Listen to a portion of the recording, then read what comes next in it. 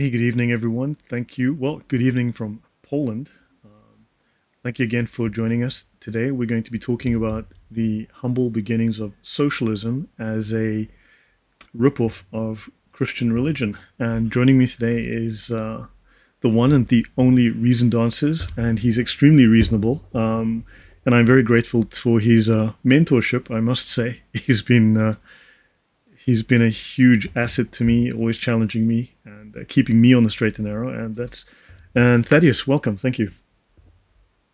Thank you for having me on. It's always a pleasure. Your research is unparalleled, and I'm excited to see what you've come up with about socialism. Yeah, thanks. Hold on. Let me just change where my. Let me plug this in here rather.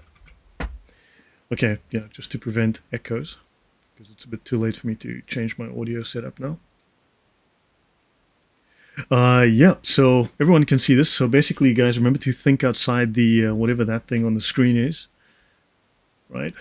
So, if someone wants to turn it into a T-shirt, please go ahead. But yeah, we haven't given up on this particular topic, but I do feel it is time to explore other topics and give them the same treatment that I gave to Islam, a much different approach. So, yes, let me go to my presentation. And today we are discussing scientific Christianity. We're talking about the religion of atheist socialism. So the subtitle here is Secular Hubris, Atheist Fanatics, and a History of Failed Ideas. Any comments from you before I go any further, that is? I do enjoy the cartoon there, where the painter is kind of painting this beautiful picture, oblivious to the fact he's about to be crushed by the picture he's painting. Yeah, because socialism is a boot crushing the human face. Remember, this is from 1984, George Orwell. So that's the symbolism, the imagery. Yeah, so guys, today I'm going to go a little bit slower. I think, Thaddeus, do you think it will be, because people say I'm sort of like a flood of information. So should we try and go a little slower Yes, that today? yeah, that sounds like a good plan. Yeah, for me it's kind of obvious and easy to absorb, but yeah, um, Yeah, but you also wrote the presentation, that so is also of true. I course it's spent, easy for you. yeah, yeah. So guys, I've shown this before, but I'd like to just go through this formally, and there will be some overlap with some of the previous presentations. I do invite you to watch those; they're relevant. They're all connected. So atheism, socialism, and secular humanism are all tightly connected. Now, this is woke from 392 BC. Do understand that the ideas that you are seeing today from the woke community, from the socialist community, are ideas that have been around for more than 2,000 years. And in fact, they are pagan ideas. So, this is a play called The Congresswomen from 392 BC by Aristophanes. And it says, the women of the city, wearing beards and dressed in men's clothing, come to the assembly and they pass a resolution transferring all power in the state to women. This may seem familiar. You may recognize this as one of the common themes today. They use this power to introduce a series of measures, one of those being compulsory universal community property, which we would know today as socialism or communism, that of the abolition of private property. They also want economic equality. You may notice this is a common political rallying cry today. We will wear the same clothes. You might have seen this in communist China at one time, right? And this was a common refrain from the socialists from back in the day that nobody would be different. We'd all be equal. In other words, we'd all be the same. There would be no individuality. We'd share the same food. We will communalize land and money and all property. And the man who is invisibly wealthy, he will deposit all his money in the fund. In other words, this is the appropriation of your land, your wealth, your money, all of your property. Notice they're going to pool all the women, creating a public hoard for the use of every man.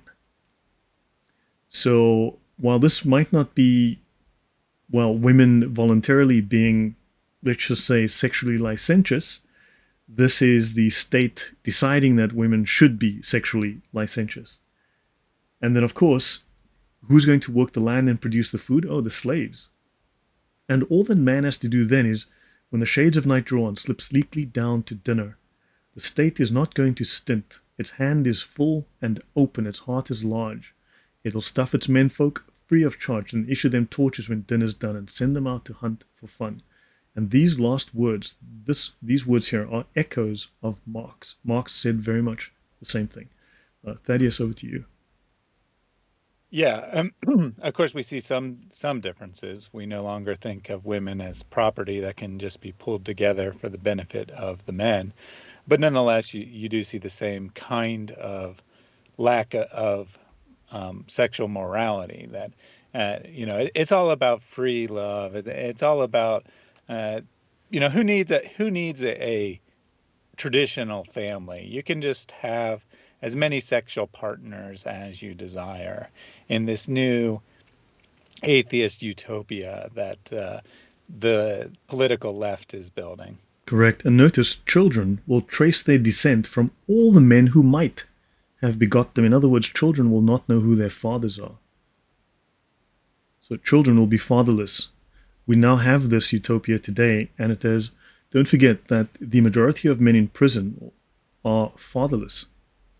So the chances of your child going to prison if he's fatherless is far greater than if he comes from a stable family.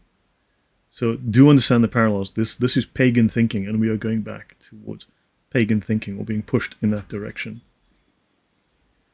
Communism. Yeah, it's been argued. Sorry? It's been argued that the lack of responsible fathers is one of the main problems of modern society. That men just spread their seed, if you will, and then they don't take any responsibility for their children, and it's led to the unraveling of society.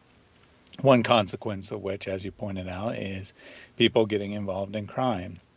People, and fairness to the people doing such, in many cases they don't have a lot of choice because they're growing up in such a broken situation that they need money, and they don't have any skills and any and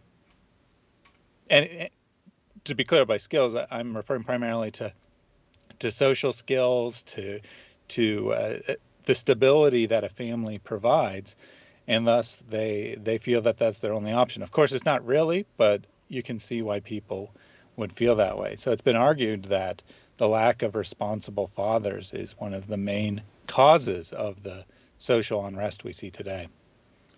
Fair points. And then Marian Bruheim says, and the children won't know who their spouses, and they won't know who their spouses are, whether they're a cousin or a sibling. And the children won't know who their siblings are either. So this is very similar to something that a certain woman who tried to be president said. It takes a village to raise a child. To which what's his name? Tom. Good grief. He'll come up in a moment. But she said it takes a village to raise a child. Apparently, an African proverb. To which a certain scholar stated, and it takes a village idiot to believe that. So it takes a family to raise a child. Okay, so yeah, these are all relevant threads we'll tie together. So what is this communism we all hear about? So certainly, communism is the end state. It is the Garden of Eden. Socialism is the vehicle. Socialism is the tool that shapes society and takes you to the end state, which is communism, where the state withers away. This is the Marxist equivalent, or the socialist equivalent, of the Garden of Eden. However, the word communism, interestingly, comes from Latin communis, common or universal. The word Catholic is from Latin Catholicus, coming via the Greek katholikos, also meaning universal. Because communism is a competitor to Christianity. It was a direct ripoff of Catholicism to become a replacement religion for mankind. I should note that the first use of the term Catholic Church, literally meaning the universal church, was by the church father Saint Ignatius of Antioch. Apparently he was a Baptist or a Presbyterian, I'm not sure which, in his letter to the Smyrnians in 110 AD. All right, now let's have a look at a man called Lenin. He wrote a book called Religion in 1905. I will make a link in the description later. I did forget, but I did a preview of this talk a few days ago. You will find a link there. Atheism is a natural and inseparable part of Marxism. of the theory and practice of scientific socialism. Thaddeus, your thoughts?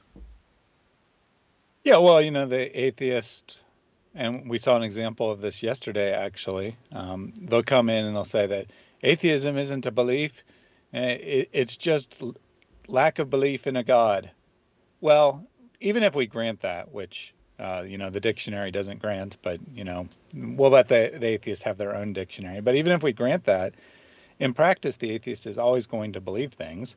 They're still a human being. They're going to believe things, and they're going to end up embracing something like secular humanism, communism, Marxism. That's generally where atheism leads you. And Lenin understood that. He's saying that there is no Marxism without atheism. Atheism is the natural precursor to Marxism. Yeah, so very well said. That was actually really profoundly said. It's the natural precursor to this, to socialism. Remember, Marxism is one form of socialism. It's merely socialism was created before Marx. Marx simply created his particular interpretation of socialism. That's his particular denomination of the socialist religion. Marx, in fact, does say, and I will show later, Marx says communism begins where atheism begins. Those are Marx's words. So let's have a look at what else he says. Atheism is an integral part of Marxism. Consequently, the Marxist Party must carry on propaganda in favor of atheism. Religion is opium for the people. Now, this is from a much longer text, and even Marx's quote of religion is opium for the people is from a much longer quote, and we normally only see these few words. In the larger context, what they mean is that religion is a drug. When people are drugged out of their minds and they can't see reality because they are just too high to see clearly, religion is the drug that makes you high and blinds you to reality, blinds you to the truth. Unfortunately,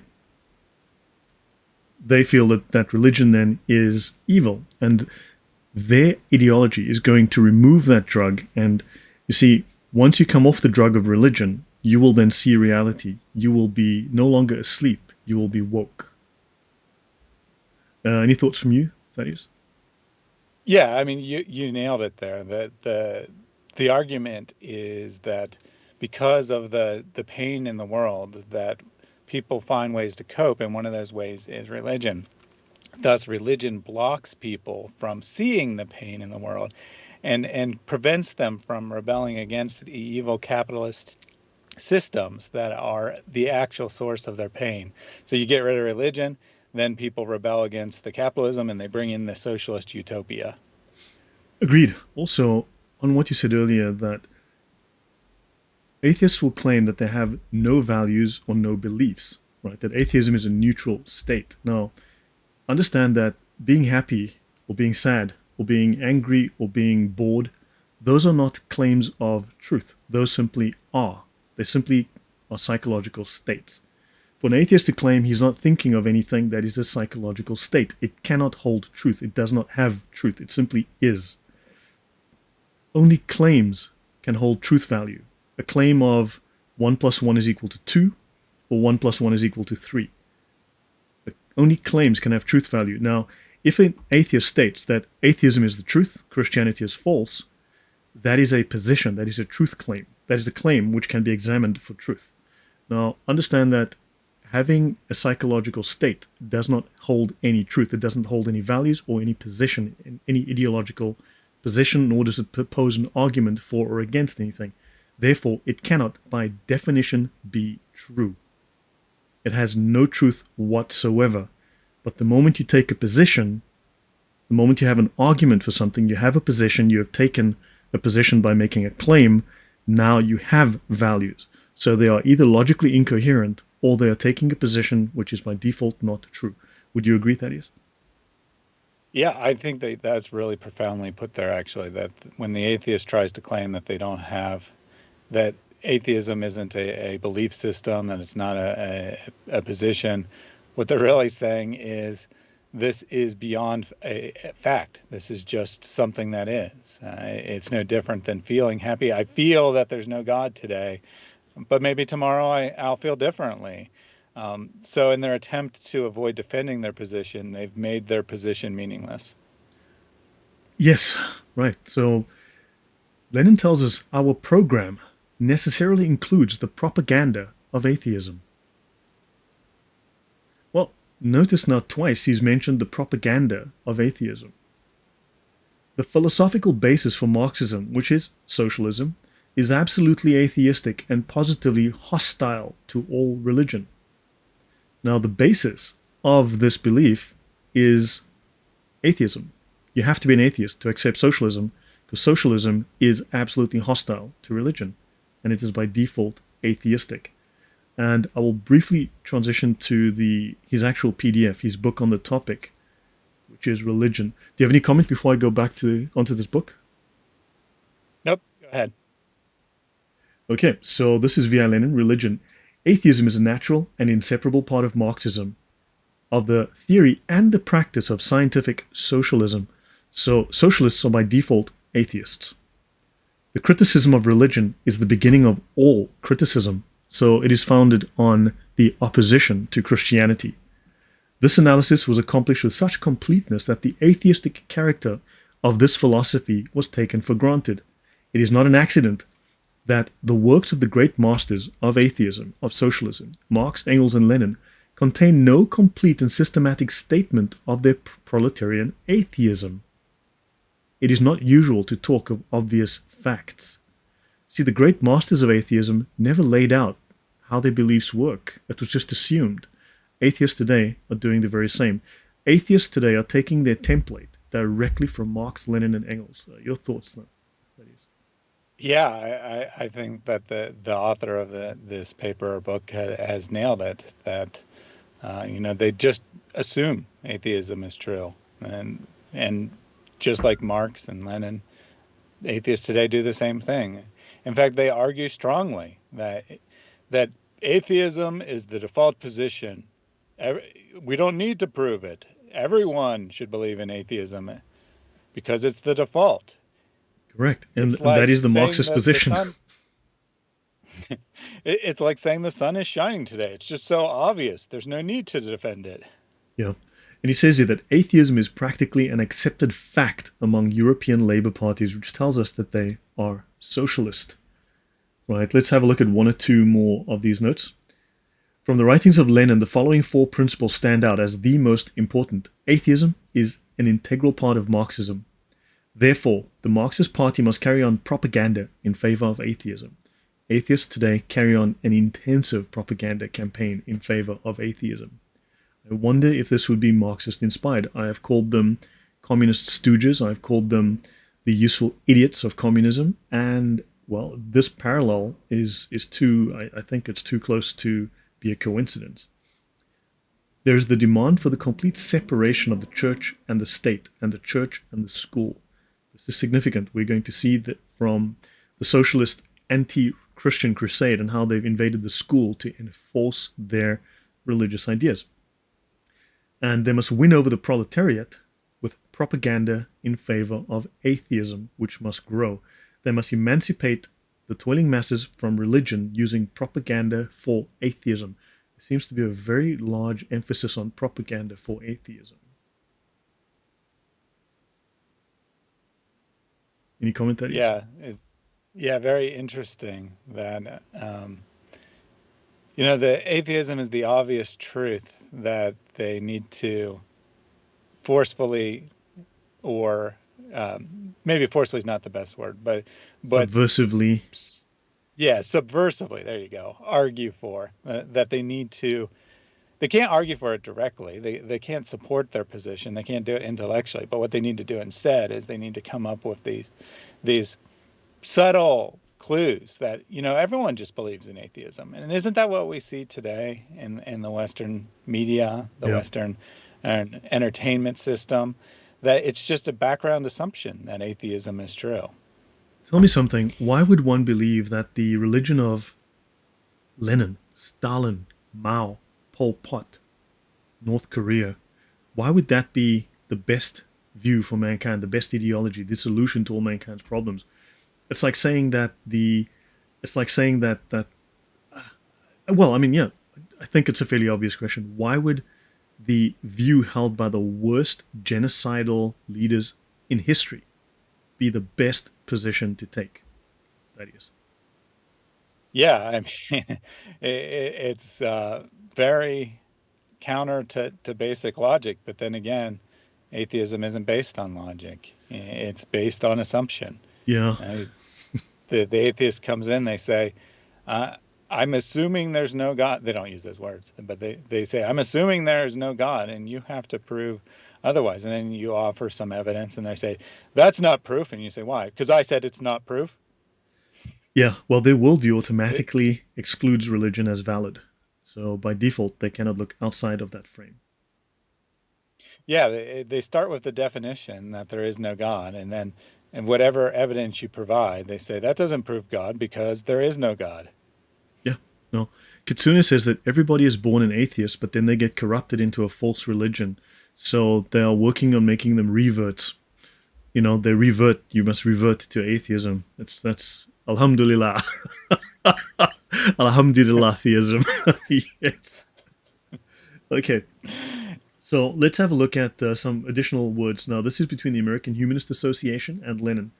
One of the most important tasks of the Cultural Revolution affecting the wide masses is the task of systematically and unswervingly combating religion, the opium of the people. That is from Lenin, combating religion. Now, I do know that atheists are very, very devout in combating religion. The proletarian government must withdraw all state support from the church, which is the agency of the former ruling class. It must prevent all church interference in state-organized educational affairs. We will see, though, that these atheists are very, very active in embedding themselves and dictating educational affairs in the state. And we must ruthlessly suppress the counter-revolutionary activities of the ecclesiastical organizations. And this is exactly what the ACLU does. You pray over lunch in school, they will sue the school. You want to pray before a football match, they will sue the school.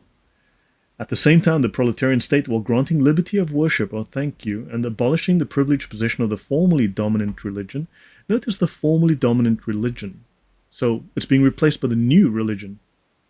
Carries on anti-religious propaganda with all the means at its command, and reconstructs the whole of its educational work on the basis of scientific materialism. And we will see that the American Humanist Association and all of the humanist associations, which are by default atheists, are doing exactly no deviation whatsoever from what Lenin lays out here as his socialist plan. Yeah, it's very fascinating how these atheists who have no belief system whatsoever support in huge numbers and attend conferences by atheists apparently telling them nothing, saying no positions. They have atheist festivals and conferences where they invite in speakers to apparently say nothing since they have no position. They millions of people subscribe to their YouTube channels, which apparently spend all their time talking about nothing. Since atheists have no beliefs. Well, clearly it is a political religion. So, notice here, biologist Richard Dawkins launches into a full-on appeal for atheists to aggressively fight the incursion of religion into politics and education. We must prevent all church interference in state-organized educational affairs. That's the words of Lenin. We must aggressively fight the incursion of religion into politics and education. Others wondered whether Dawkins' strident approach could do more harm than good. Well, we know how it ended up in Soviet Russia. Dawkins says there is no room for a God in the world as he sees it, and he believes atheists should be forceful in opposing religion. That's what Lenin said too. Just by sheer coincidence, I don't doubt. So, yeah. So I think we see the parallel there. I think that's pretty clear, right, Thaddeus? Yeah, absolutely. As far as I know, Dawkins doesn't identify as a communist, yet he's using the exact same language, kind of proving Lenin right, that atheism is the precursor to communism, that they're that they're not exactly one and the same, but one always leads to the other.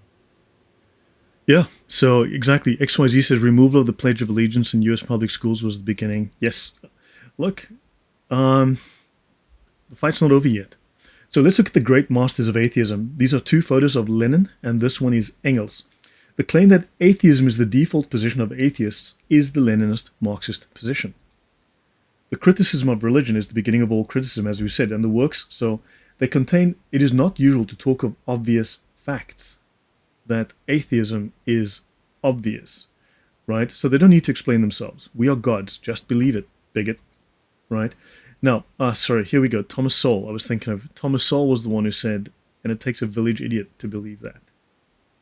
So Hillary Clinton said it takes a village to raise a child. No, it takes a family. And he said it takes a village idiot to believe that. The political vision of the left, including socialism, has failed. And we know this after countless experiments over a century, over more than a century. This has only led leftist intellectuals to evade and denigrate empirical evidence. And when the world fails to conform to their vision, then it seems obvious to the ideologues that it is not, that it is the world that is wrong, not their vision that is unrealistic. Now again, so I'm going to repeat some material from before. This is Voltaire. Whatever you do, crush the loathsome thing and love those who love you, which is exactly the words of Allah in the Bible. Allah only loves those who love him first. And then Thaddeus, you want to continue and tell us more about this? Yeah, well, real quick before reading Jesus' statement here, I want to comment on this line, but this has only led leftist intellectuals to evade and denigrate empirical evidence, because we saw this yesterday when an atheist came in and he said we had the wrong definition of atheism. And then Lloyd showed him a dozen or more sources. About 20. About 20 sources giving the definition of atheism. And his response was, I don't have to believe those dictionaries, or I don't care what your encyclopedia has to say. In other words, evidence doesn't matter. All that matters is my opinion. I define atheism the way I want to define it. And if you disagree with my definition, then you're a stupid idiot, because that's what he was also saying, is that we had no clue what we were talking about. And we were, since we didn't even know the definition of atheism, we couldn't possibly have anything meaningful to say about it. Yeah, so I provided about 20 different definitions on those. So you can see I went down this page, you can see here, and I had different scholars, different university professors, different dictionaries and encyclopedias, all of them, which I showed him, and I said, okay, fine. Here we've got a whole bunch, okay? So strong disbelief in the existence of God, characterized by disbelief in the existence of. So I showed him a bunch of these, and he refused to accept any of them. And they do claim to be based on science, reason, information, facts. Well, I specifically took time some months ago, and I went through every single definition of atheism that I could find from every dictionary and from every encyclopedia and from every scholar that has written a work on the topic. And I collected a couple dozen, at least maybe 30 of them. And they all said what we said. And this guy just rejected them out of hand. That is not reasonable. That is someone who has turned his back on reason. Yeah, and it's just like our Muslim friends who come in and they say that the Quran doesn't allow for prepubescent sex. And we say, based on what evidence? And they don't have any. And then we show them Muslim scholar after Muslim scholar who disagrees. And they say, I don't care what any of the scholars say. I know what the Quran means. And of course, they can't provide any evidence that they're correct, just like our atheist friends who can't provide any evidence for their belief. And thus they just assert it. Abduls with intellectual pretensions. Yeah, I find as Lloyd goes through this presentation that the main difference between a Muslim and an atheist is the amount of arrogance. The atheist is very arrogant about their position, but in the end, it's supported by about the same evidence as the Muslim position, that is none. Yeah. So getting back to the presentation here, Jesus said, if you love those who love you, what credit is that to you? Even sinners love those who love them. And if you do good to those who are good to you, what credit is that to you? Even sinners do that. So the highest aim of an atheist here is to be as good as a sinner, apparently. Yeah, this is their philosophy. And when he says crush the loathsome thing, he is referring specifically to the church and Christianity. That is Voltaire's position. So now let's have a look. Voltaire, the inbreeder, calls to crush Christianity. So he's famous for apparently stating, "Écrasez l'infâme," crushed the loathsome thing, referring to the Roman Catholic Church. It's usually translated, well, in many sources, translated as the infamous, but then other sources use loathsome, right? So he says, crush the loathsome thing. That's his battle cry. It was a fiery expression of his love of men, of liberty, of enlightenment, and of progress, because he is regarded in France as the premier Enlightenment philosopher, possibly alongside Rousseau. Now, the thing in question that he's really wanting to crush is superstition, meaning Christianity. Voltaire was against religion, specifically the Catholic Church, and his writings are anti-Jewish too. In fact, you may want to read up his writings on black people. Oh man, I was surprised. Oh wow. Okay. However, this is all very much whitewashing propaganda, right? So when people followed his ideas and implemented them, this led to vicious, violent bloodshed. So notice many sources will tell you that Voltaire was a deist. In other words, he saw godlessness. Well, a deist is someone who believes in there's a God who created the universe and then fell asleep, dropped into a coma, and hasn't been seen since. Right? So on the seventh day, he rested and never woke up. Right? So now they claim he was a deist, but he saw godlessness, though, as weakening the sacred bonds of society. He saw utility in religion, in maintaining social cohesion, and he said if God did not exist, it would be necessary to invent him. He's not referring to the Christian God. He's referring to having a God that allows you to provide social control of some nature. Now the question is, what kind of God did the atheist and deist socialists invent? Your thoughts, that is.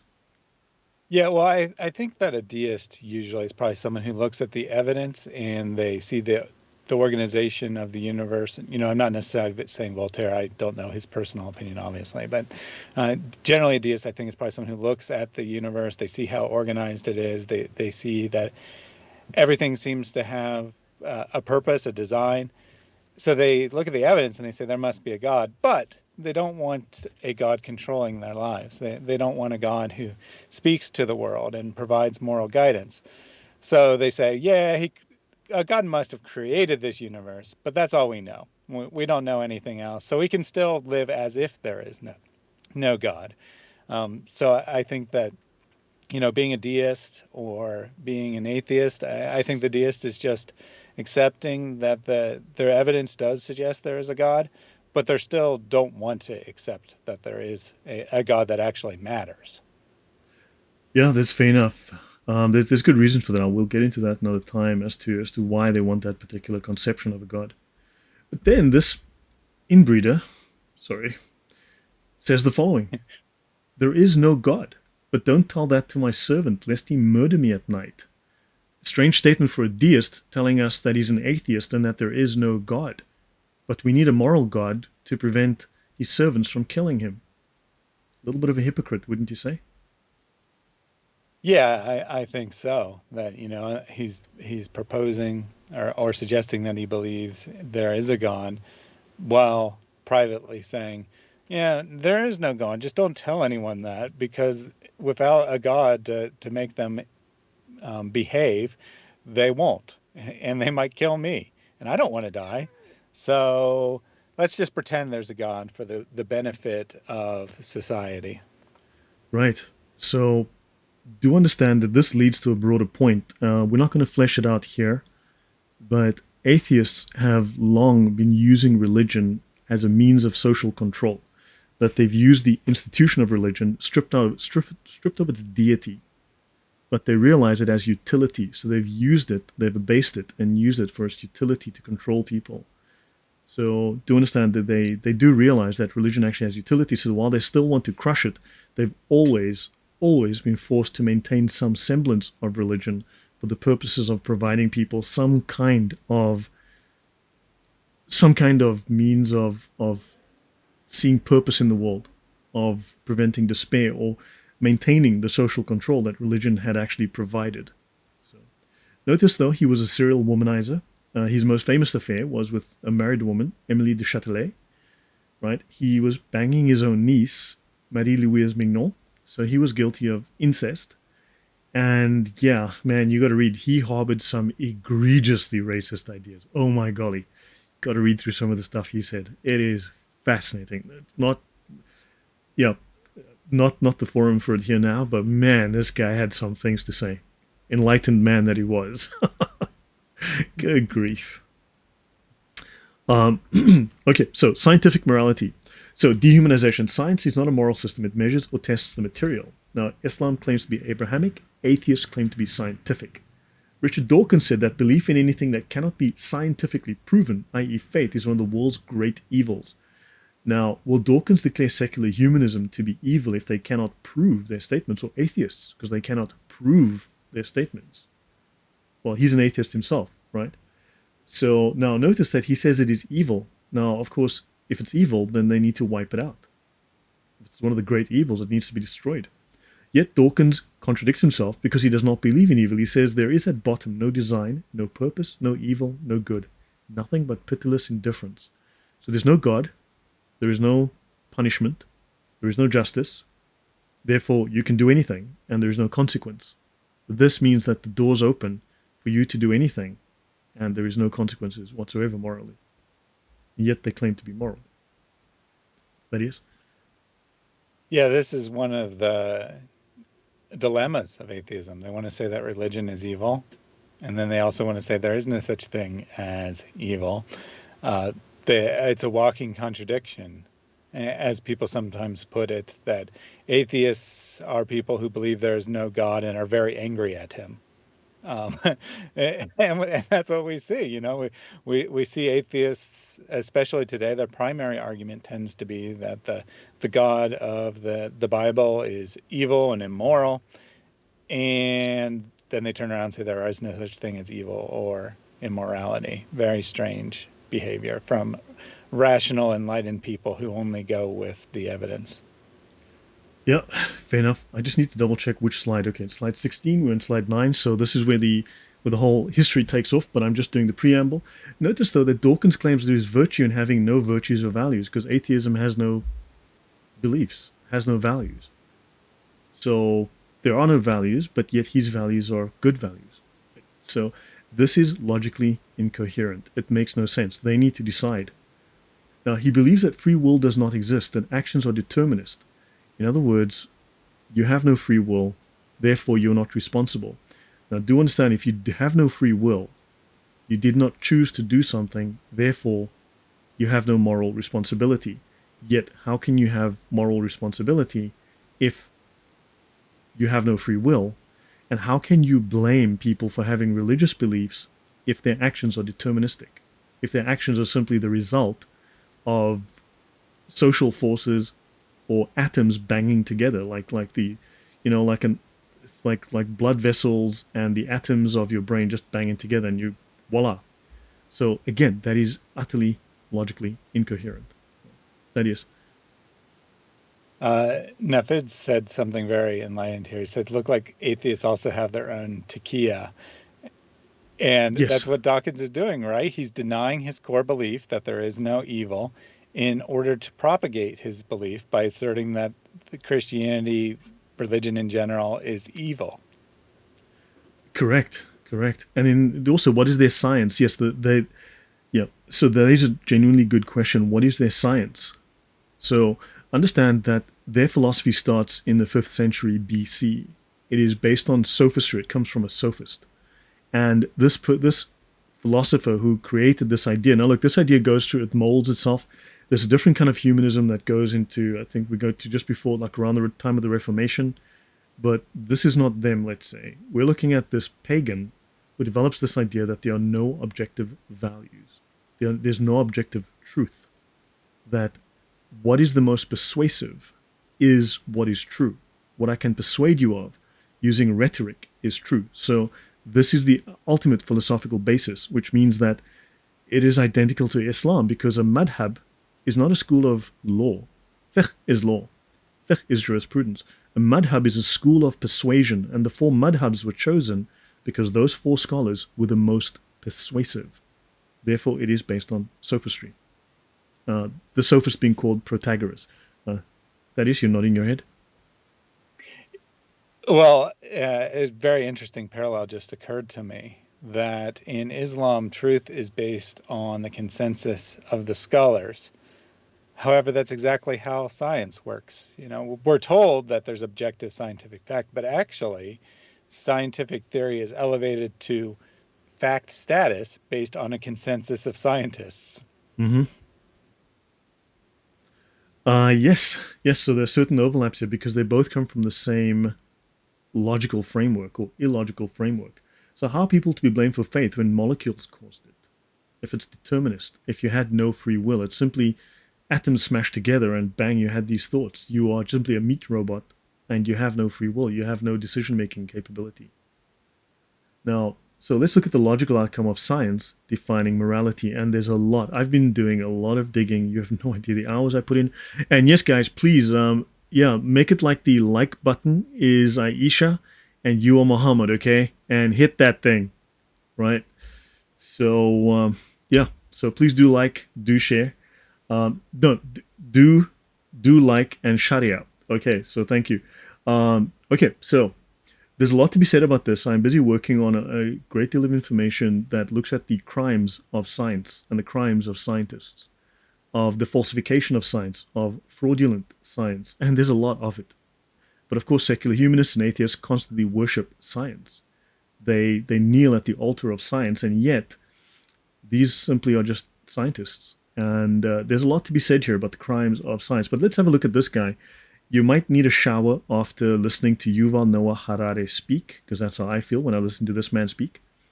However, human rights are not real, but don't tell anyone. There is no God, but don't tell anyone. Human rights are subjective. We all like to think that individual humans are important. Of course, the implication here is that individual humans are not important. The concept of individual humans being important is based on Christianity, because we are made in the image of God. Every human is unique. As Yuval points out, there's nothing scientifically special about any individual human. Apparently, our modern prioritization of the individual is a leftover. In other words, this is stale leftovers from last week's meal from the Christian concept of souls.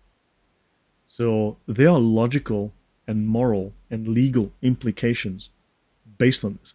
And this is no different to how the Stalinists would simply say, we need you to go and kill 50,000 enemies of the state. They killed people on the basis of a quota for no reason. Of how they would slaughter millions because they were not people. They had no scientific value. Don't forget, Nazism was scientific. Socialism is scientific. Stalinism was scientific. Marxism was scientific. Voltaire said about God that there is no God, but don't tell that to my servant lest he murder me at night. So understand, this is what science makes of you. It makes you worthless. It dehumanizes you. And dehumanization is one step short of genocide. Thaddeus. Yeah, I mean, this is absolutely the logical conclusion of atheism.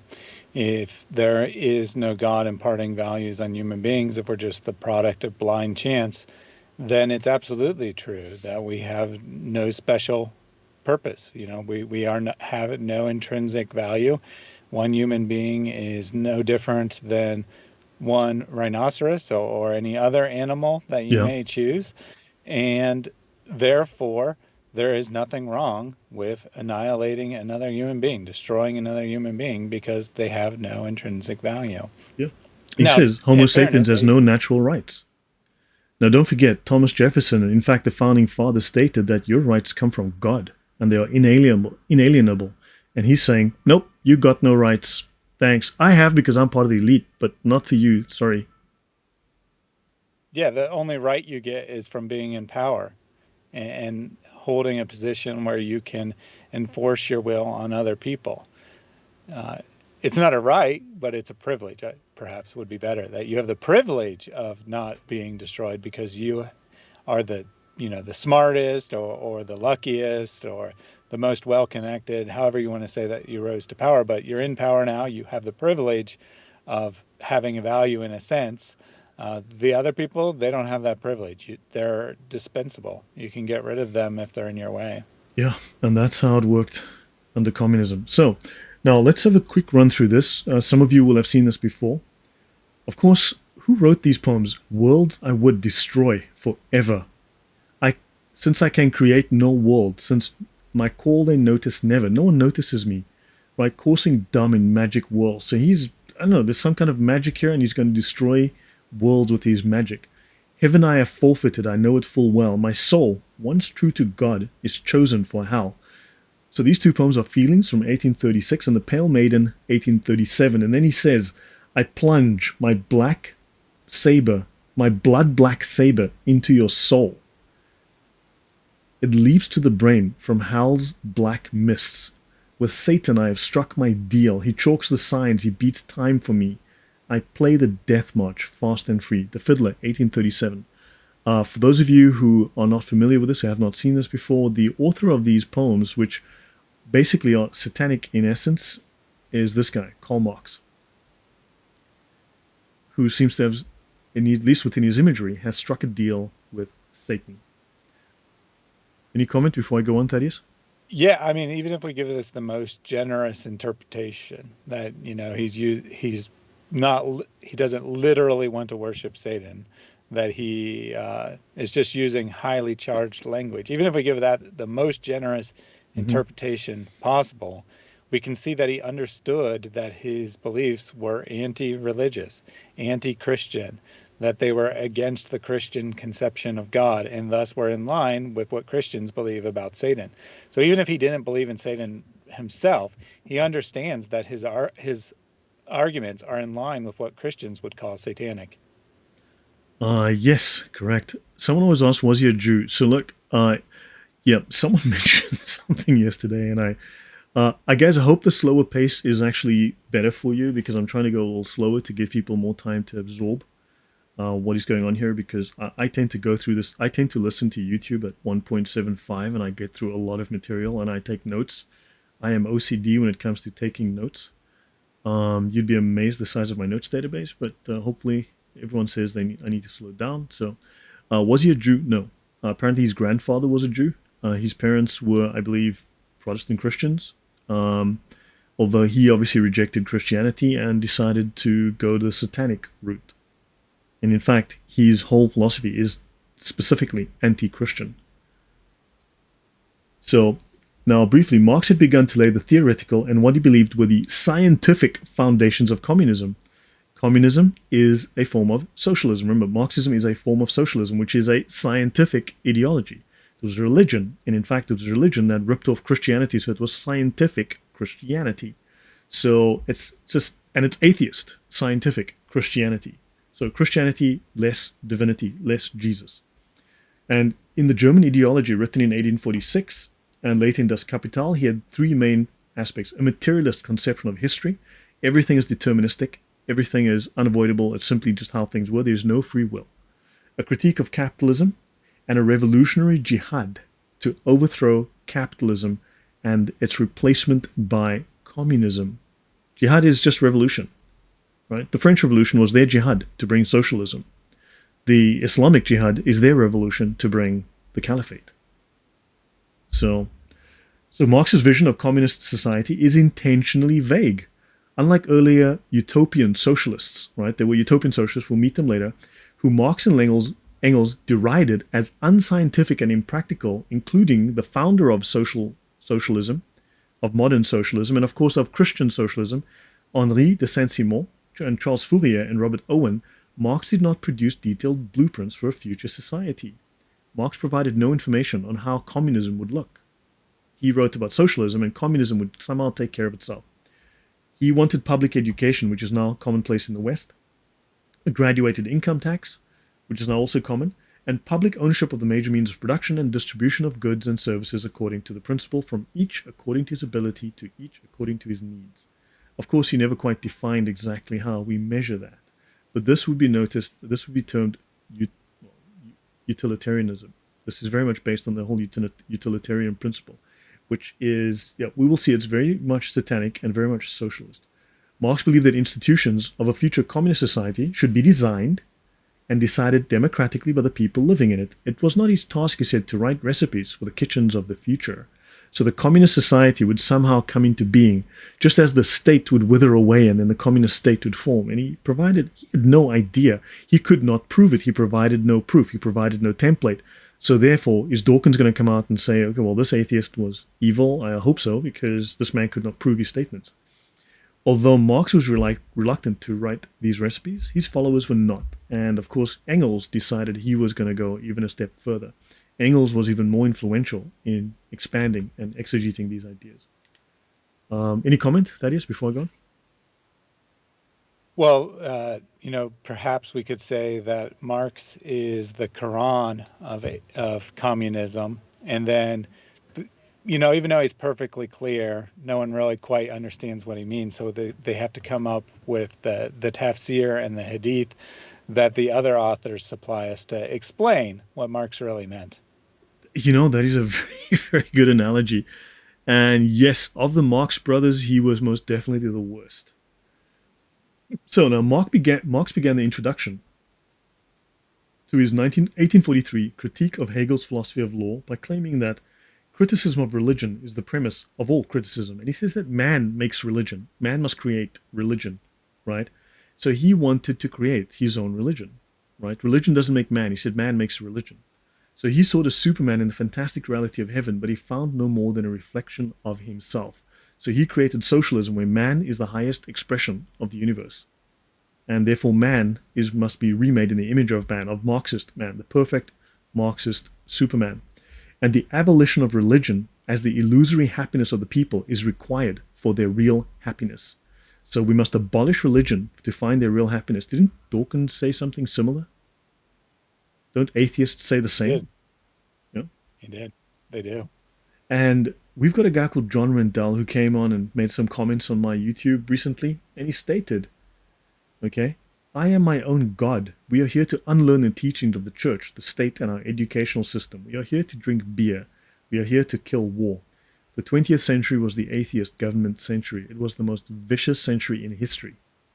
It killed more people than the last 2,000 years in total. So, yeah. So, yes, so this is what they're apparently here to do. So, he's his own God. Well, if you're your own God, well, people should just believe you, right? Because what proof do you need to support your claims? So, yeah, man become God. Gramsci. Yeah, and I think sorry? I think he doesn't need any proof, right? Because he's his own God, as you said. And that's why he can make assertions like atheism it will end war when the facts say the exact opposite. Yeah, the facts do say completely the opposite. Samuel Bass says, I don't follow or am required to follow, live up to Marx's ideas as an atheist whatsoever.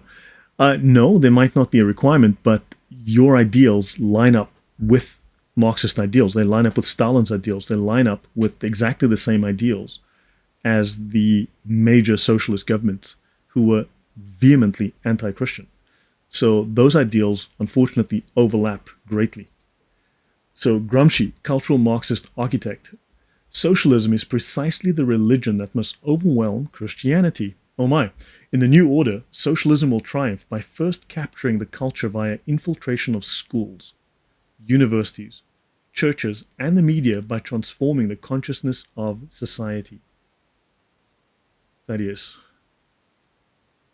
Yeah, I think that, although he was not a prophet after Muhammad, he was very prophetic here. And this has actually happened.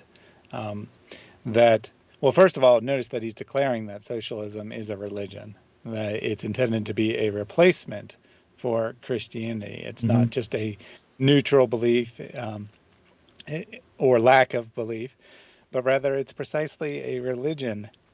It's a replacement for Christianity. And this is exactly what has happened, that through the education system, primarily, secondarily through the media, and occasionally even through churches, liberal Christian churches, that socialism is triumphs as the ideal, that we should just take all the wealth of those evil rich people and distribute it around.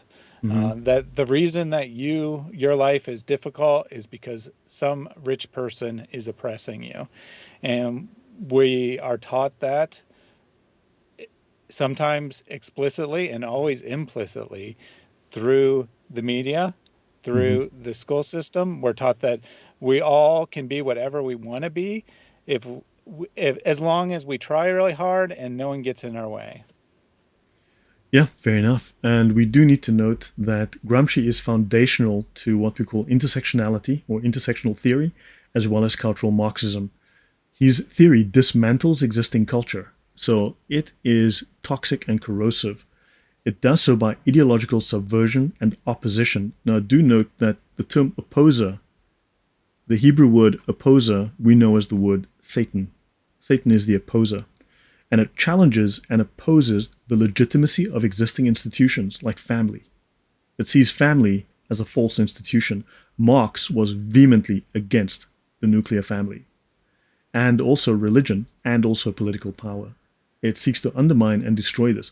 Saul Alinsky, very interesting, also a socialist, also an atheist, describes the modus operandi in Rules for Radicals, where he says that this is for those who want to change the world from what it is to what they believe it should be.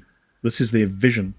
The Prince was written by Machiavelli, another atheist, for the haves on how to hold power. Rules for Radicals written for the have-nots on how to take it away. Do note that his book, Rules for Radicals, Saul Alinsky's book, has a deep and meaningful personal dedication to Satan.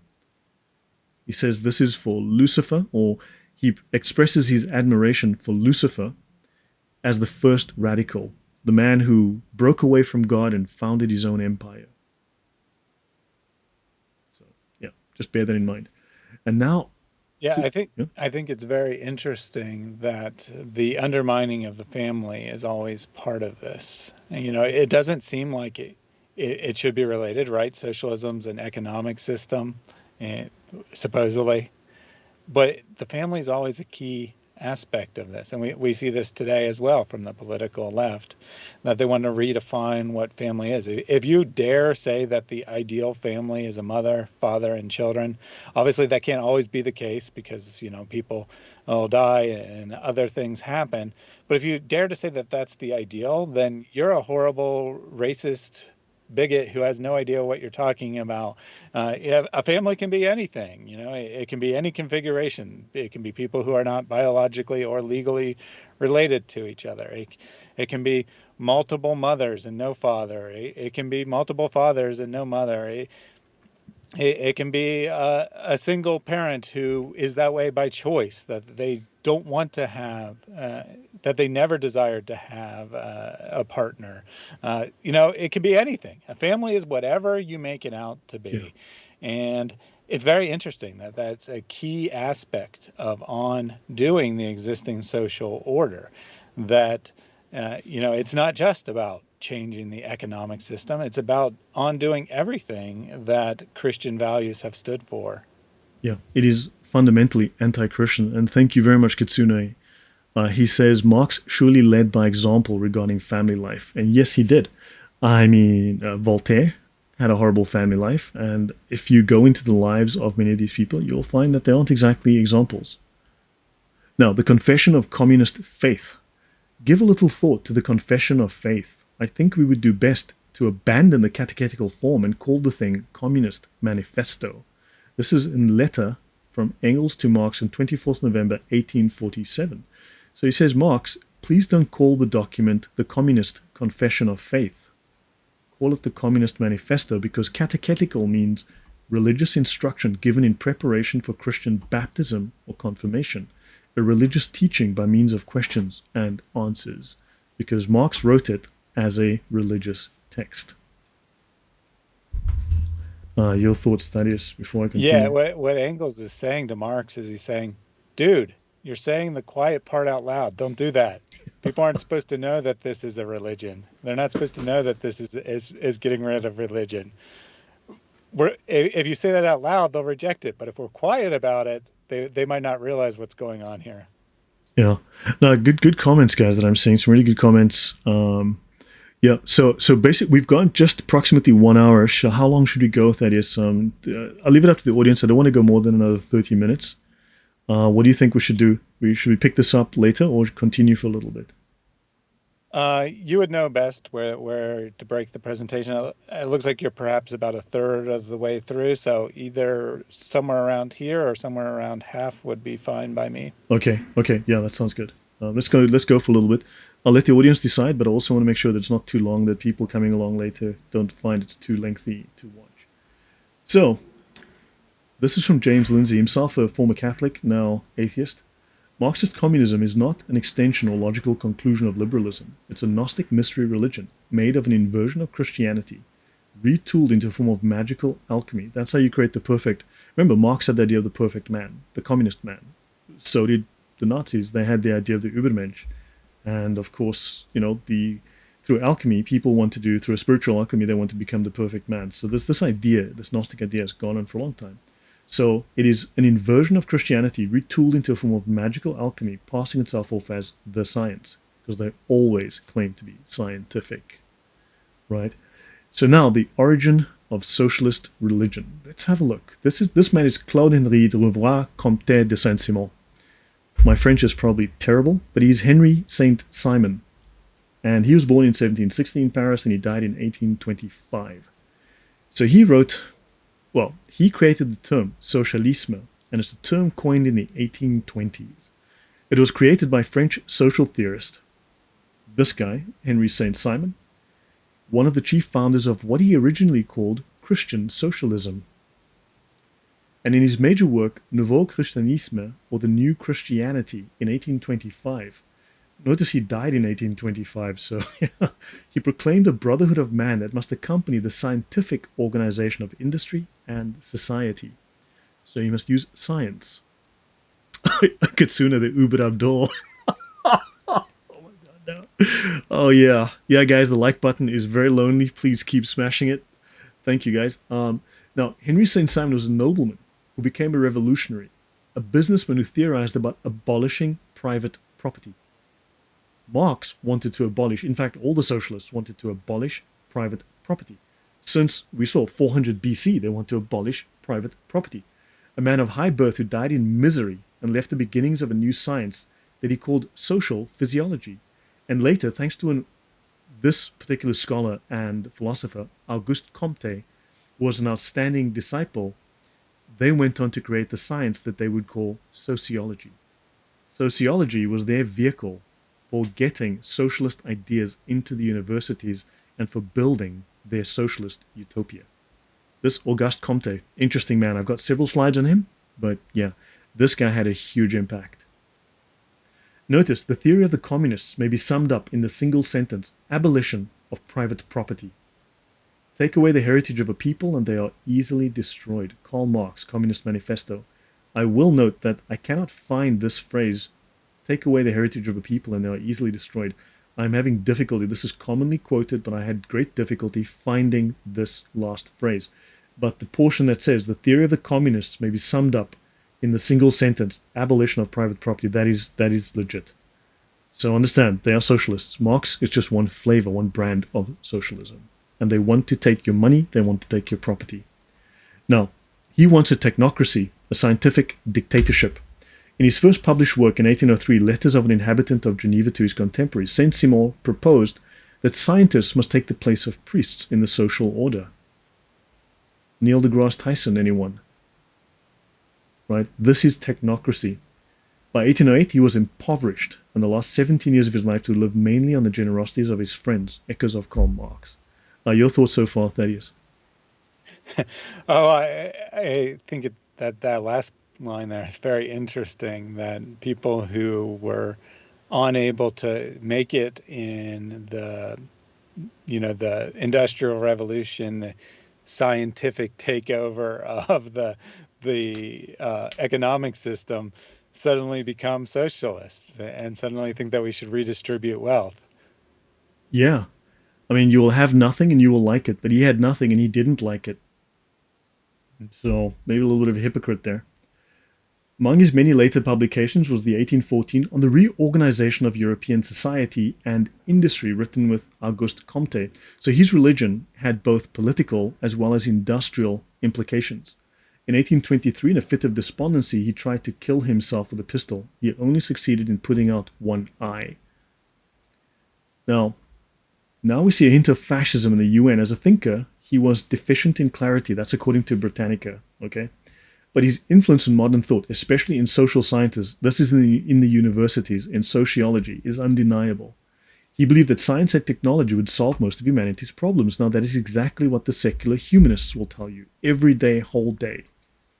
He advocated an arrangement whereby businessmen and other industrial leaders would control society, so industry would enforce government policy. This is fascism. It's on the left. That is. Yeah, that is that first statement. I had to chuckle as you were reading it because he was deficient in coherence, but he's very, very influential on modern thought.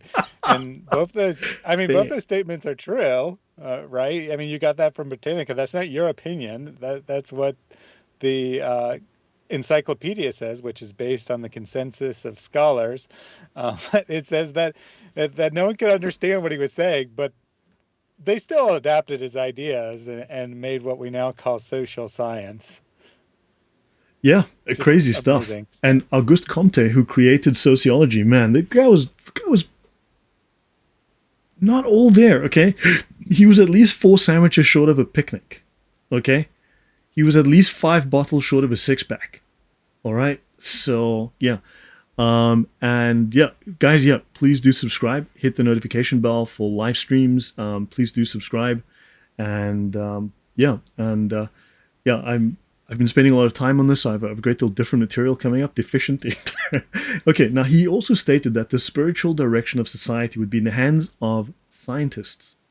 The spiritual direction of society would be in the hands of scientists and engineers who would take the place occupied by the Roman Catholic Church. An industrialized state directed by modern science and one in which society would be organized for productive labor. Doesn't that sound a little bit like slavery? Organized for productive labor by the most capable men. We'll tell you what to do. So, It does. and then the aim of society would be to produce things useful to life. Utilitarianism. Again, the philosophy of utilitarianism. St. Simon also proposed that the states of Europe form an association to suppress war. Oh, echoes of the UN, echoes of the EU. So these thoughts come way back. These ideas had a profound influence on philosopher Auguste Comte, who worked with St. Simon until the two men argued and they split.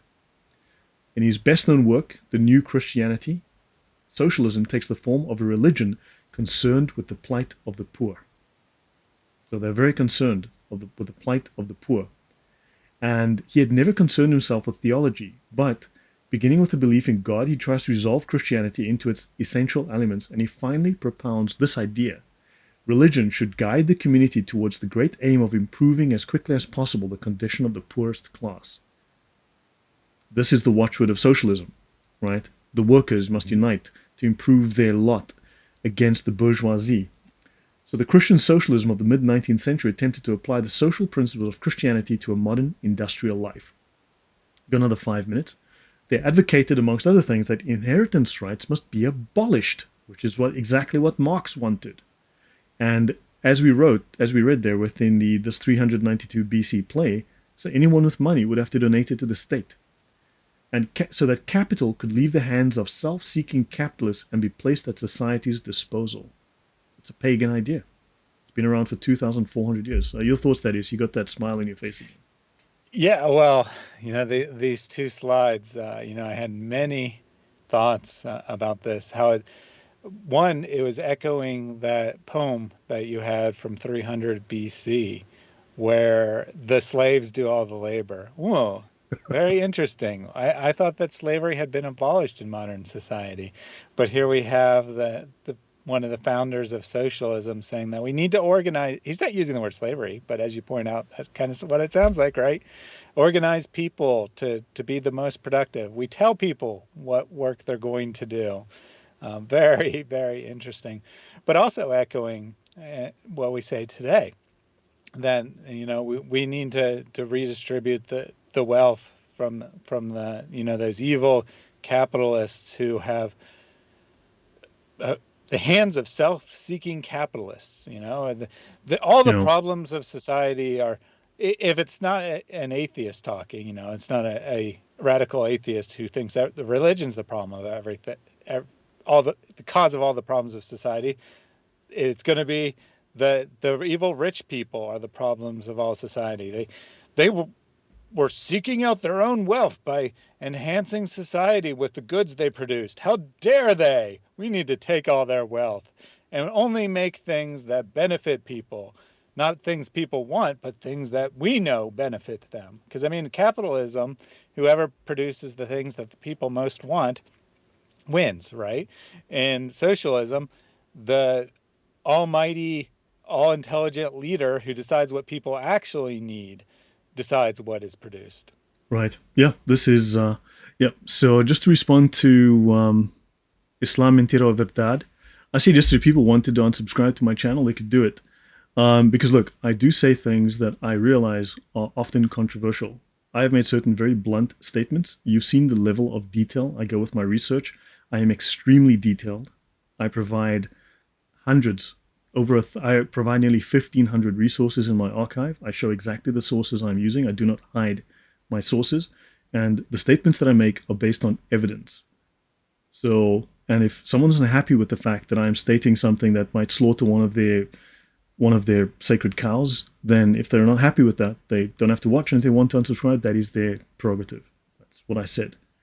So I understand that what I say might not make people happy, but I do firmly believe that what I'm stating is the truth based on evidence that I can provide and evidence that I do provide. Right, to continue. Yeah, sorry. Well, real quick before you go on, that reminded me of the other thing I wanted to say. That atheist guy came in and he just left one comment, and I'm sure he's gone now. He left that hit and run that I don't have to believe what Marx said. But if you didn't tell him who the author of those last two slides were, he could have easily thought that was someone who he agrees with today, because it sounds exactly like what we're hearing from the political left, from atheists today, that everything that is at the foundation of socialism, Christian socialism, the religious system of socialism, is exactly what's being repeated today. So he can say all he wants. He doesn't have to follow what Marx says. He doesn't have to follow what anyone else says. He can make his own decisions, but he ends up saying the exact same thing. Atheists end up saying the exact same thing today. Yeah, agreed. I agree. Yeah. No, it's there's no difference between the things that Dawkins says and the things that Stalin said or Lenin said. So, yeah. Now the term Christian socialism was then first appropriated by a group of British men, including Frederick Morris, novelist Charles Kingsley, John Malcolm Ludlow, etc., who founded a movement that took shape in England immediately after the failure of a particular blah blah blah. Their purpose was to vindicate for the kingdom of Christ its true authority over the realms of industry and trade, and for socialism its true character as the great Christian revolution of the 19th century. Thaddeus, I'll leave you to reply to that. Well, they need to justify why they're the replacement for Christianity. So they say Christianity has failed. Christianity has not has not adequately taken care of those least advantaged in society, the poor and the downtrodden. So we need something else. Christianity, you had your chance. You did poorly. It's our chance now. Yeah, and they're turning Christianity into a political religion. I know of another political religion. It starts with an I. Can't think of its name right now. And then, 4 years after Karl Marx characterized religion as the opiate for the people, Kingsley, probably unaware of Marx's phrase, asserted that the Bible had been wrongly used as an opium dose for keeping beasts of burden patient while they were being overloaded, and as a mere book to keep the poor in order. So Christianity now becomes the thing that is suppressing the poor, that is denying society's growth, denying people their status as dignified people. And so, yes, they must recapture Christ, and they must repurpose him, reuse him. So they must, in other words, create a new religion, right? So these are the Muhammads of 1848. It's a shame that Marx's quote is the famous one, because this quote says the same thing in a much clearer language. An opium dose for keeping beasts of burden patient while they were being overloaded. That's what Marx means. He means that religion has blinded people to their own plight, that it prevents them from realizing they're being oppressed. And here Kingsley says it much more plainly. Such a shame that this isn't the famous quote. In fact, yeah, no, when you read Marx's quote in full, that sentence is the opium of the people, is like the final sentence of a couple of paragraphs where Marx lays it out. And they never play the previous paragraphs. I know I didn't either, but I was trying to show Lenin's views on it and this guy. And when you read Marx's view, it's also much more detailed. And you don't see the first part. You just see that little snippet to hide what it actually means. Adam Seeker, hey, thank you, man. Wow, hey, Adam is in the chat, guys. Thank you very much. And now, finally, actually, you know what? I'm going to skip this one. We're going to end off very, very shortly, right? Now, this guy promoted technocracy, which is an organizational structure system of governance where decision makers are selected on the basis of technological knowledge. So the scientists are going to rule, and this is what they wanted. The socialists want this with their new religion. So it's religion where they worship science, and they want to exercise government authority on the basis of elitist knowledge. So their movement is an alternative form of socio-economic organization. So understand, they believed that this would take over the world, but then of course America came up as a major industrial power. Capitalism proved how it was uplifting people, making them wealthy, changing the world for the better. The ideas died out, and now they are back.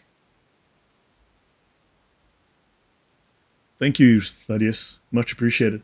Yeah, so guys, hold on. I'm just going to skip ahead maybe to some interesting slides if I can find something which might be of interest to you guys. So for those who have not seen this, I will... So for those who have not seen this, I want to show you this. Now, we've spoken earlier of... I'll just end off here. This is at the very end of this presentation. I've shown this before, but understand that the humanism, socialism, claims to be scientific. They base themselves on Enlightenment principles. They are scientific. They claim to use reason.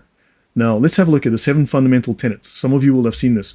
We must strive to act with compassion and empathy towards all creatures in accordance with reason. The struggle for justice is ongoing, and the struggle for justice should prevail over laws and institutions. And beliefs should conform to one's best scientific understanding of the world, and we must never distort scientific facts. And compassion, wisdom, and justice must always prevail over the written or spoken word. Now, these sound really wonderful. However, these are the tenets, just, not of a secular humanist organization or an atheist organization, although they perfectly match those. Yes, Thaddeus? But before you reveal that, I wanted to make a quick comment here. They use the word reason over and over again, right? Mm-hmm. And they say that we should act in accordance of reason. We should do what's scientific, blah, blah, blah. Which of these 7 principles come from science? Which of these 7 principles come from pure reason? That is a None fair of them, question. as near as I can tell. Yeah, these are moral principles. From which absolute moral source do they compare themselves or use this as what's their moral authority? So, by the way, these are the 7 fundamental tenets of the Satanic Temple.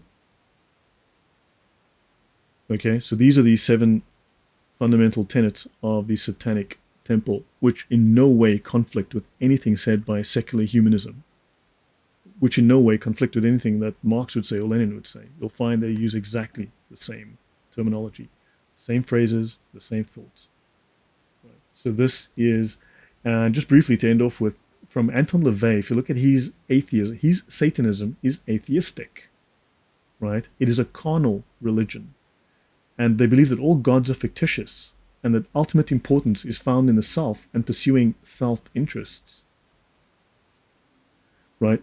Now, they do claim that Satan is not a deity to venerate, but a metaphor, the ultimate adversary, the opposer of irrationality and religious beliefs. So religious beliefs are by default, within secular humanism, within socialism, any religious belief is by default irrational. It's by default incorrect. It is wrong. Secular humanism, from its founding, defined itself as in opposition to Christianity. It didn't have any positive beliefs, or rather, those took a backseat to their opposition to Christianity. And, of course, notice from the spokesperson of Lucian Greaves, I'll end here, from the Satanic Temple, It's not just that we're looking for disorder, chaos, and to undermine Western civilization. In fact, we're trying to endorse for Enlightenment values, bringing reason and respect for science into bettering the human condition. Thaddeus, last word to you. Yeah, I mean, I think the same principle applies here when we're looking at Marx and his satanic poetry. You know, we give them the benefit of the doubt here. We'll take them at their word when they say that Satan is not a deity to venerate. They're not literally worshiping Satan, but they've chosen that metaphor very carefully. You know, they didn't just choose it at random that they are appealing to Satan. They know that their beliefs are anti-Christian. They know that their beliefs are diametrically opposed to Christianity. They can come in here and they can pretend that atheism is just a lack of beliefs all they want, but ultimately they know that really they're anti-Christian. They're not atheists, they're anti-Christians. They're anti-theists. And that is the reality of the situation. Any attempt to say otherwise is just a word game, and they know that deep down, which is why some atheists embrace saying that they're Satanists. Sorry, my apologies. Kitsune said they aren't praying to Satan, but for Satan.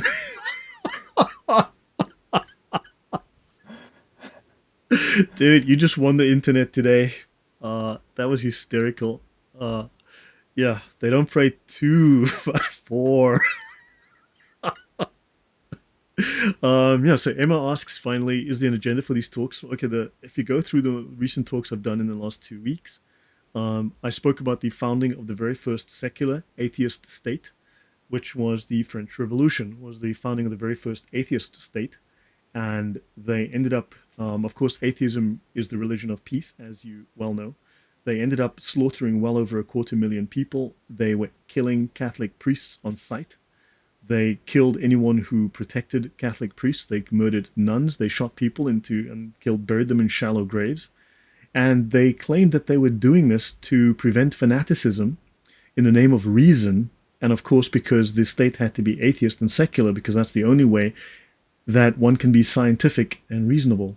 And they committed this genocide and slaughter. And then eventually, of course, that fell apart. And then, of course, they inspired others and they created a complete mess. And that was the start of early historical atheism. And then, of course, now I'm doing the foundations of socialism as religion. And once we finish socialism, which was founded specifically as an anti-Christian religion, a ripoff of Christianity, counterfeit Christianity, then we'll go into into secular humanism. Then we'll look at the founding of secular humanism as a religion. Understand, as a religion. Secular humanism is a religion. It's claimed to be a religion from the very start of its founding. So yeah, this is to have a look at the claims of atheists and to see if maybe they aren't exactly, if they're being a little bit like a bunch of Abduls, which they are. Spoiler alert. Thaddeus, last word, and then we'll call it a night, I think. Well, yeah, to answer the other half of Emma's question, there's no specific plan to touch on liberation theology at the moment, but I would see the connection there. So that's definitely something that we can look into in a future presentation. And, it's not like Lloyd is just going to do this one presentation on atheism and then that's going to be the end of it, or this one presentation on socialism and then that'll be the end of it. So we can definitely put that on the put that down as something to look into. Oh no, Adam Seeker says the issues the start of the movement versus today's so-called atheists are two different breeds. No, Adam, they are identical. Their statements, their words, their goals, their political and social goals have not differed. The intersection of these two between socialism and atheism would be secular humanism, where you can see it fully expressed. Because that really is the exegesis of their ideas from a social point of view and a religious point of view.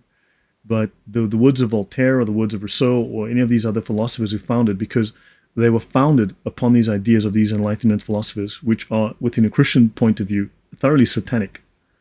And the ideas have not changed. The words might have changed, but the ideas and the intentions, the outcomes, they are all very, very much in alignment. Thunderous, anything from you? Yeah, Thaddeus, sorry. if Adam has a chance to watch the previous presentations, we directly compared Dawkins' words to those of the founders of the atheism and communism, and they were almost word for word identical. We did this a couple of times, so uh, that I agree with Adam in principle that the modern atheist thinks they're doing something completely different. However, they end up saying the same things while saying, we don't agree with Marx at all. We just say the same things. Yeah, or Kitsune, I would love to see you two with Islam critiqued. Um, Thaddeus. Yeah, so Colin's a friend, but well, one, he really dislikes live streams, and two, he's very busy, and he said he doesn't have time to do that kind of thing. So I think it's unlikely. I'd love to do it, but I think that it's pretty unlikely. Yeah, and then he also had a few words for me once, which weren't exactly, shall we say, complimentary. Let's just say he not very positive. So But yeah, to put it in nice terms, he said he wasn't interested in Sharia. it's politely said. Thank you very much. Yeah. Okay, so yeah, what is GL's channel? GL's? We got to get you two on GL's God channel. logic, God Oh, God logic. Logic. Yeah, I'd be happy to do that. Yeah. So, okay, so guys, I went a little longer than expected. I meant to go sort of an hour-ish, but we've gone a little longer, but we've gone slower than normal, slower than we typically would, and I hope that has been useful. Thaddeus, what did you think of the pace? Did we, oopsie, let's just go back here. Yeah, I thought it was really good. Obviously the audience will ultimately decide what is best. But if you have feedback on the pace, let us know in the comments afterwards. And if people find the pace slow, they can easily speed up the presentation. And there's that handy 1.25, 1.5 button. But hopefully the slower pace allows people to absorb the material better Mm. because there is a lot going on here. There's a lot of material that people rarely, if ever, talk about. There's a lot to take and use in your conversations with atheists. Ask them why their ideals seem to exactly line up with the ideals of Lenin, the ideals of Marx, the ideals of Engels, and so forth. Yeah, excellent. So, yes, so guys, thank you. I will call it a night here. Just follow this guy, Auguste Comte, who founded sociology, university sociology. He created his own socialist religion, and his ideas made their way into sociology. But yeah, you've got these ideas go way back. They're not new. The atheist ideas of today are not new. They're at least 250 years old, but in fact, you can go back 500 years and you'll start to find the genesis of them. And in fact, you can go back to the pagan era of 2,500 years ago, and you'll find the very same ideas. So these ideas are not old. They just pop up every couple of hundred years and they cause a mess in society. So, guys, thank you very much. And thank you, Thaddeus, for joining me. So, guys, I will probably stream during the week. I don't know if Thaddeus is available during the week, so we might have to wait. I will not be able to stream the next 2 Saturdays for sure. But next Sunday I can stream, the next weekend not. But we will continue yesterday's series that we did on Thaddeus's channel. Please check his channel out, where we discussed the founding of atheism, modern atheism. Yeah, we will discuss that again next weekend, and yeah, we'll be in touch. So just please hit the like, subscribe, and the notification bell, and you'll see when I start doing the next thing. My next video may well be I just go through a list of the definitions of atheism from the major encyclopedias, major authors, major scholars on the topic, major dictionaries, just to show that, look, atheists seem to make up definitions like a bunch of Abduls. I mean, Okay, thank you guys, and good night. Take care. Bye-bye. God bless.